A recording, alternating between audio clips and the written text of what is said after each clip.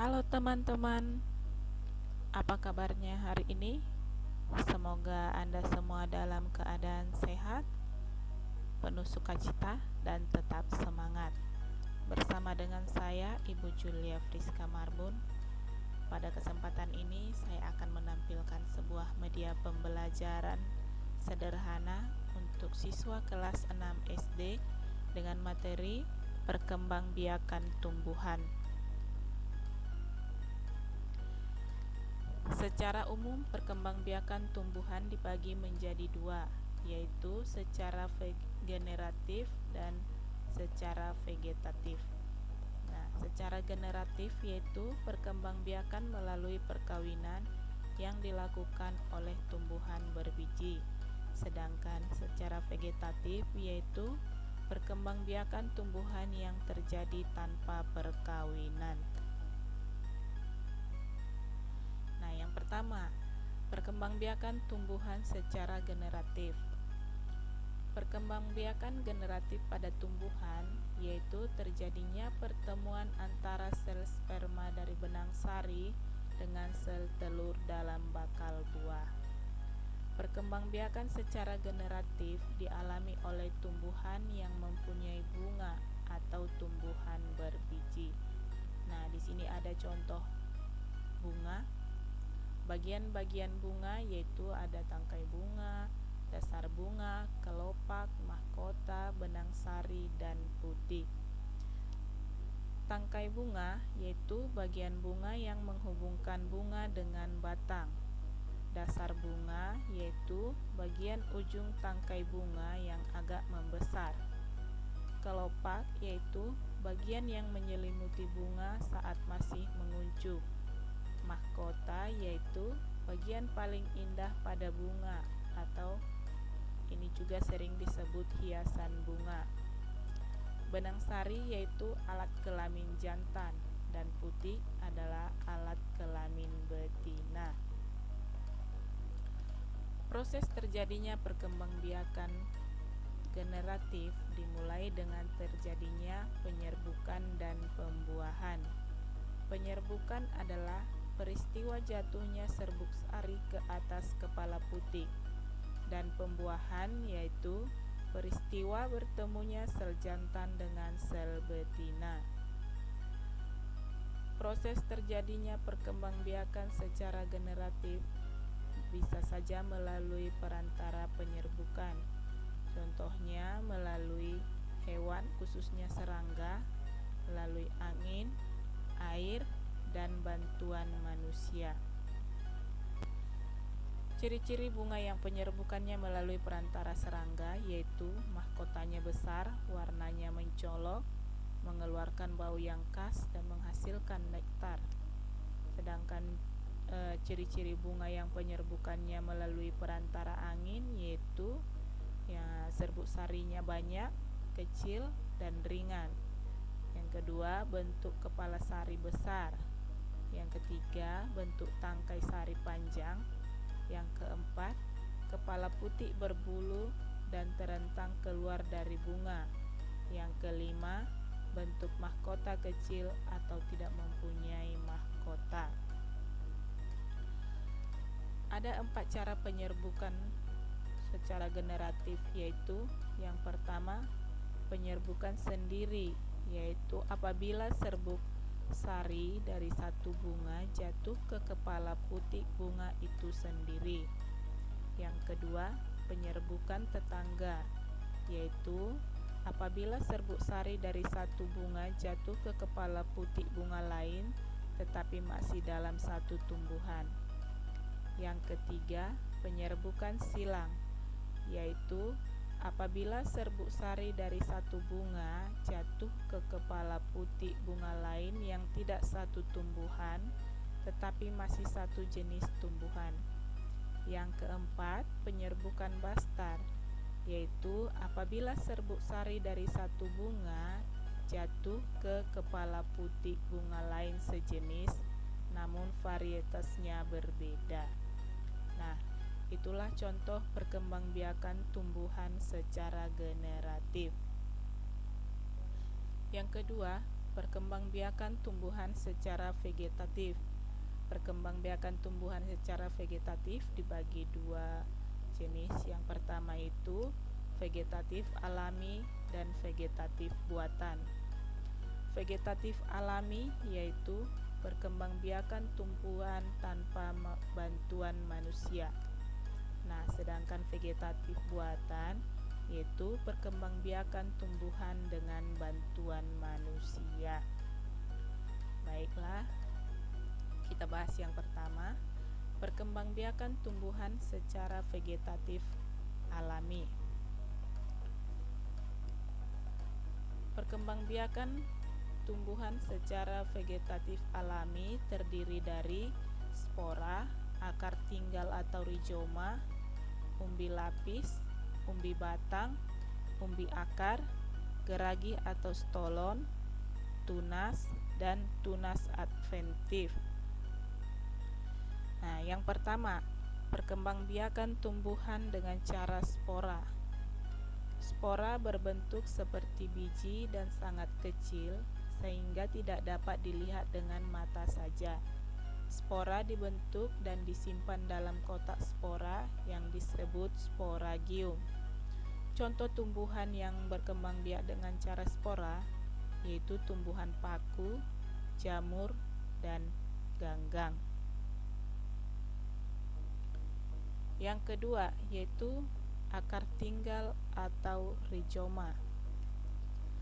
Akar tinggal atau rizoma merupakan batang yang tertanam dan tumbuh di dalam tanah. Batang tersebut tumbuh secara mendatar dan tampak seperti akar. Ciri-ciri akar tinggal adalah sebagai berikut. Yang pertama, bentuknya mirip akar tetapi berbuku-buku seperti batang dan pada ujungnya terdapat kuncup. Yang kedua, pada setiap buku terdapat semacam daun yang berubah menjadi sisik. Yang ketiga, pada setiap ketiak sisi terdapat tunas. Jika ujung rizoma atau tunas ketiak tumbuh menjadi tumbuhan baru, maka tumbuhan tersebut tetap bergabung dengan tumbuhan induk dan membentuk rumpun. Contoh tumbuhan yang berkembang biak dengan akar tinggal atau rizoma yaitu contohnya jahe, lengkuas, kunyit, dan rumput.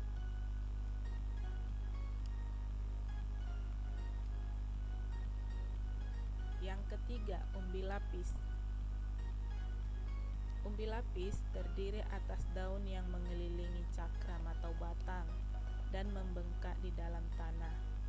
Pada permukaan atas dari setiap buku atau ruas tumbuh daun yang tebal dengan satu atau dua kuncup yang letaknya berdekatan sehingga seperti berlapis-lapis. Contoh tumbuhan yang berkembang biak dengan cara umbi lapis yaitu bawang merah, bawang bombay, bunga tulip, bunga bakung, dan bawang putih. Yang keempat yaitu dengan cara umbi batang. Umbi batang yaitu batang yang menjulur ke tanah.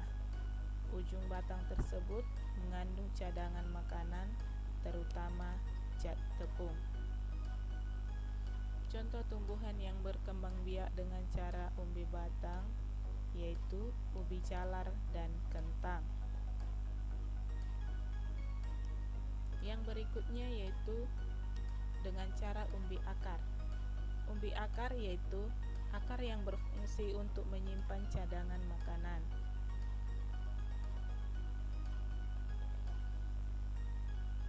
Ciri-ciri umbi akar yaitu yang pertama, umbi tidak berbuku-buku, umbi tidak mempunyai kuncup dan daun, dan umbi tidak mempunyai mata tunas. Contoh tumbuhan yang berkembang biak dengan cara umbi akar yaitu ada wortel, bunga dahlia, bengkoang, singkong, dan lobak. Yang keenam yaitu dengan cara geragi atau stolon. Batang yang tumbuh menjalar di atas atau di bawah permukaan tanah disebut geragi. Tunas pada buku-buku batang dapat tumbuh menjadi tumbuhan baru. Ujung geragi yang menyentuh tanah akan membelok ke atas. Pada bagian bawah geragi muncul akar serabut. Walaupun tetap berhubungan dengan induknya, tumbuhan baru itu tidak bergantung pada induknya. Contoh tumbuhan yang berkembang biak dengan cara geragi atau stolon, yaitu contohnya adalah rumput teki, arbei, dan stroberi. Yang ketujuh yaitu dengan cara tunas. Tumbuhan dikatakan berkembang biak dengan tunas apabila tunas dari tumbuhan induk tumbuh menjadi tumbuhan baru. Contoh tumbuhan yang berkembang biak dengan cara tunas yaitu pisang, bambu.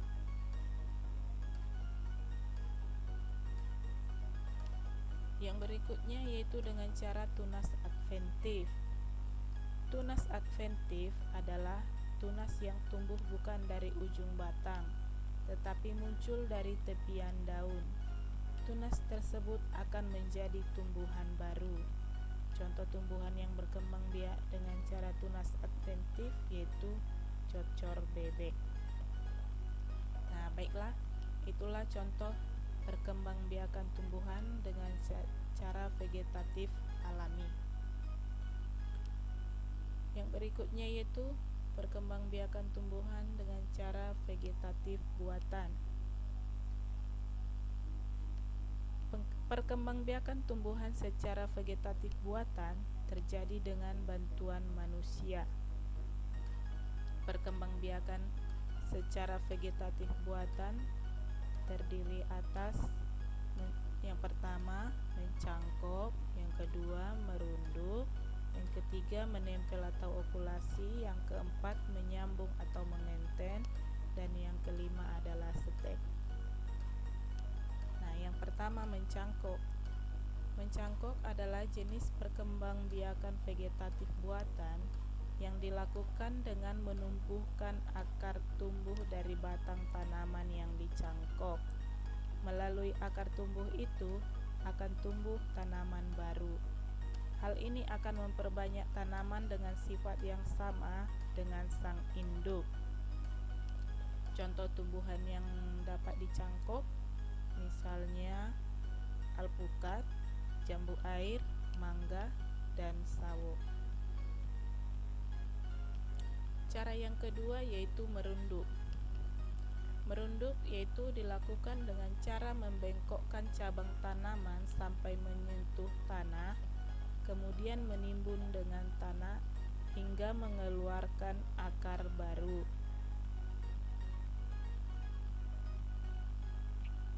Contoh tumbuhan dengan cara merunduk yaitu apel, bunga melati, bunga mawar, dan lain-lain. Yang ketiga yaitu menempel atau okulasi. Menempel atau okulasi adalah cara pembudidayaan tanaman dengan menempelkan mata tunas dari dua tanaman yang sejenis tetapi berbeda sifat. Misalnya mangga manalangi dengan mangga arum manis. Tujuan utamanya adalah mendapatkan tanaman baru dengan sifat unggul dari dua atau lebih tumbuhan berbeda. Cabang yang baru akan memiliki sifat dari kedua tanaman. Tanaman yang terbentuk dari hasil okulasi ini mempunyai sifat yang lebih baik dari tanaman induk, karena biasanya menggabungkan sifat-sifat yang unggul dari dua tanaman tersebut. Cara yang keempat yaitu dengan menyambung. Menyambung yaitu menggabungkan batang bawah dan batang atas dua tanaman yang sejenis dengan tujuan menghasilkan tanaman baru dengan mutu yang baik dan akar yang kuat. Batang atas dan batang bawah itu berasal dari dua tumbuhan berbeda. Batang bawah diperoleh dari samaan biji dengan akar kuat, kemudian disambung dengan batang atas dari tumbuhan yang memiliki sifat buah yang lebih baik. Sambungan dapat dilakukan dengan menggunakan tali plastik atau rafia. Yang berikutnya yaitu dengan cara stek. Perkembangbiakan dengan cara stek dilakukan dengan cara menanam bagian tertentu tumbuhan tanpa menunggu tumbuhnya akar baru terlebih dahulu. Stek ada dua macam, yaitu stek batang dan stek daun. Nah, tumbuhan yang bisa dilakukan dengan cara stek batang contohnya itu ketela pohon, mawar, dan sirih. Nah, sedangkan tumbuhan yang dilakukan dengan cara stek daun contohnya cocor bebek, begonia, dan sri rejeki. Keuntungan dan kerugian dari perkembangbiakan secara vegetatif buatan. Yang keuntungannya yang pertama, sifat tumbuhan baru sama persis dengan sifat tumbuhan induknya. Jika tumbuhan unggul, maka tumbuhan baru pun akan bersifat unggul. Keuntungan yang kedua yaitu cepat memberikan hasil jika dibandingkan dengan ditanam dengan bijinya. Sedangkan kerugiannya yaitu yang pertama, tumbuhan yang diperbanyak secara vegetatif buatan tidak memiliki akar tunggang sehingga mudah tumbang. Yang berikutnya, perkembangbiakan secara vegetatif buatan menghasilkan sedikit keturunan atau tumbuhan baru. Kemudian kerugian yang berikutnya yaitu merusak tumbuhan induk. Baiklah, itulah penjelasan dari perkembangbiakan tumbuhan, baik itu perkembangbiakan secara generatif dan perkembangbiakan secara vegetatif. Semoga media pembelajaran sederhana ini dapat bermanfaat bagi Bapak Ibu guru yang hendaknya akan menyampaikan materi pembelajaran khususnya tentang perkembangbiakan tumbuhan. Akhir kata saya ucapkan sekian dan terima kasih.